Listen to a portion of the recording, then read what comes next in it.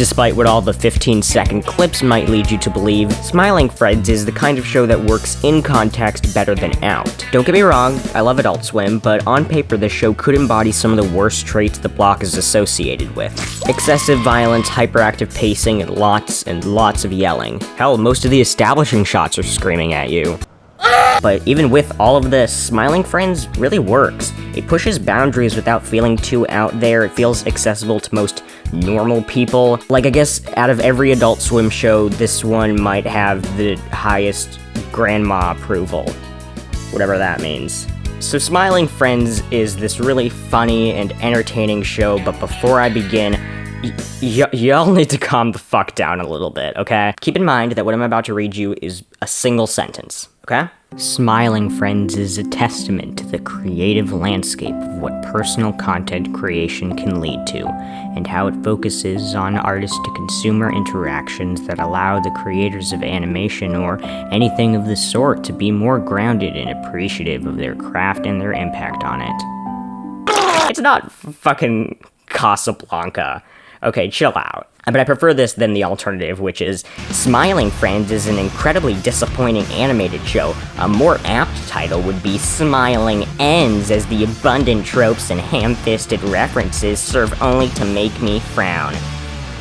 Wait, what? Okay, anyway, the show's pretty good. I think the best part about Smiling Friends is how fresh it feels when compared to basically everything else that's out there right now. Like, there are jokes in here that I can't imagine working in any other context besides this specific show. It sort of takes the best parts of internet comedy and television comedy and combines them while leaving out a lot of their common pitfalls. Internet comedy, and hell, most of Adult Swim's catalog, always feels fresh, exciting, and unpredictable, but also pretty hit and miss. Whether or not you laugh is entirely dependent on if it catches you off guard. Normal television animation writing tends to be more consistent than internet comedy, but less fresh and unique. When your show takes a year to produce, the unpredictability you get from internet comedy is completely lost. It feels like Hadel and Cusack were always writing on edge, so the show feels super loose and out there, but they have the time to perfect their comedic timing. And while we're on the subject, I want to take a moment to appreciate the excellent comedic timing in this show.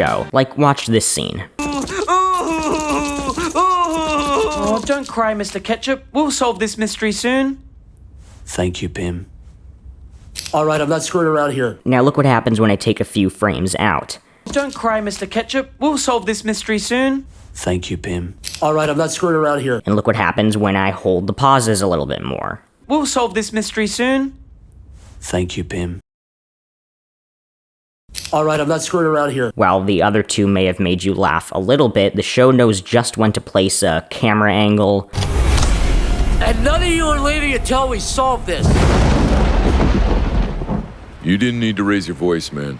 Music cue. You're never leaving! This is your final resting place. Time's up, Charlie! I'm sorry, I couldn't think of anything to say. Nah, there's no pressure, man. It's all good. You didn't have to say anything. Or even a blink. Alright, yeah. What about that? What? The ant? Yeah. I mean, it's kinda cool.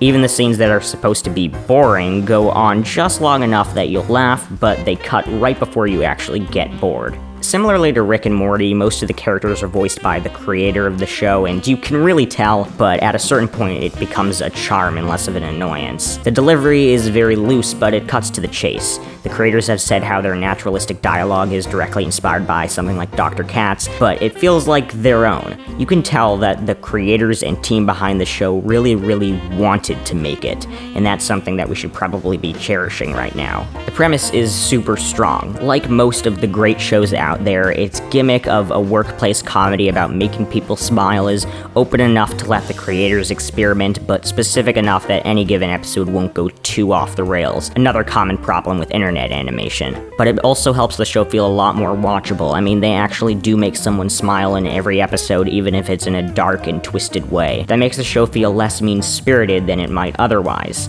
And finally, the animation. It's incredible. I'm gonna play an audio clip from the podcast, which I'll link in the description, where the creators talk about their budget for the season. The entire budget of our whole first season, all 8 episodes, was about the equivalent of one episode of Family Guy. our entire, all the MIP animation of all that frame by frame shit, that was done. That was not a huge budgeted thing. That was very little budget with very like motivated, very talented people. Like the Adult Swim budgets are low, and that's the whole point of Adult Swim. But we wanted to see how far we could push our dollar, how far we could push people. So we had an amazing team. It was just like, it was hard for them and us and pretty much everyone, because we're just pushing as far as we could go with it. And we would always tell people, like, at the end, it will be worth it. Like, it will be a good show. So like that was why it was so hard. We just wanted to push to 11.